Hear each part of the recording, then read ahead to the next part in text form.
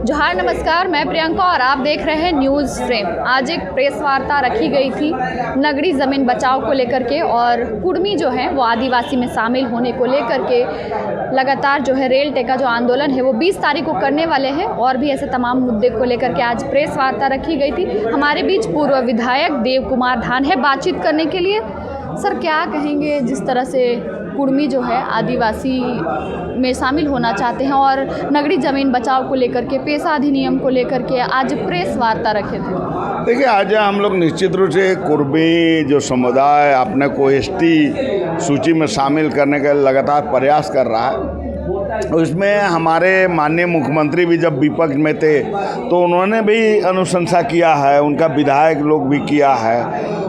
तो हम लोग देख रहे हैं कि अगर लोकतंत्र है, वोट के लिए इंडिया गठबंधन एनडीए कुछ भी कर सकती है, तो इसलिए आदिवासी समाज जो है चिंतित है कि हमको किसी भी कीमत पर कुर्मी को एसटी बनने से रोकना है। क्योंकि अगर वो एसटी बन गए तो हमारा ज़मीन सारे लूट लेंगे, हमारा नौकरी सारे लूट लेंगे, पंचायत सारे लूट लेंगे। इस तरह के आदिवासी समाज को आशंका है, तो इसलिए हम लोग जो है पुरजोर ढंग से जो है इसका विरोध कर रहे हैं। दूसरा जो है, ये कुर्मी समुदाय एक तरफ पेशा कानून को ही लोग कोर्ट में चैलेंज किया था, दूसरा कि पंचायत में जो आरक्षण है उसको भी इन्होंने चैलेंज किया था कि एसटी को मिलता है। तो कुर्मी तो पहले ही उदिक भ्रमित है कि अगर एसटी बनना आप चाहते हैं तो हमारा मिलने वाला जो कानूनी अधिकार है उसको क्यों आप रोकना चाहते हैं, चाहे ख़त्म करना चाहते हैं। दूसरा जो है,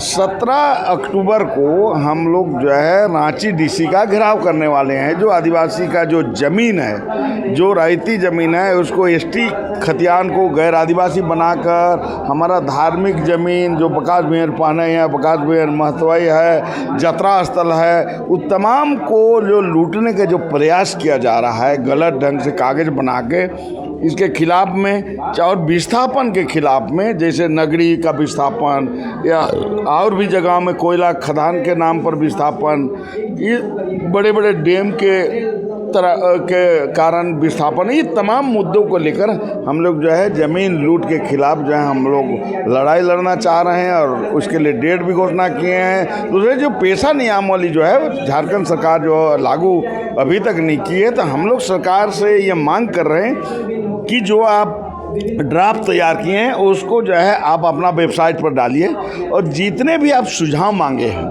उस सुझाव को भी आप जो है वेबसाइट पर डालिए और एक सेमिनार करिए। और जिस तरह से संविधान सभा में एक एक बिंदु पर जो है बहस करके संविधान का निर्माण किया गया था, उसी तरह से आप जो है वहाँ भाषण मत कराइए, एक एक बिंदु पर जो है प्रोजेक्टर से दिखाइए। और जो हमारा परंपरागत स्वशासन व्यवस्था का पाड़ा है, मानकी मुंडा है, माझी प्रगणित है, चाहे और ग्राम प्रधान लोग हैं, समाज सेवी लोग हैं, ऐसे जो वकील लोग हैं जो इसके जानकार हैं, उनको आप बुलाइए और इसको जो है जितना जल्दी है फाइनल करिए, और जो है नियमावली को जो है आप जनता के बीच दीजिए, ग्राम सभा को अधिकार दीजिए ताकि वो अपना निर्णय खुद ले सके। यही मुद्दे को जयराम महतो की जो पार्टी है वो लगातार मतलब कह रही कि उग्र आंदोलन हम करेंगे, हम जो आदिवासी का जो दर्जा है वो हम ले करके रहेंगे, क्योंकि 1931 में वो आदिवासी में ही थे लेकिन फिर उन्हें निकाल दिया गया।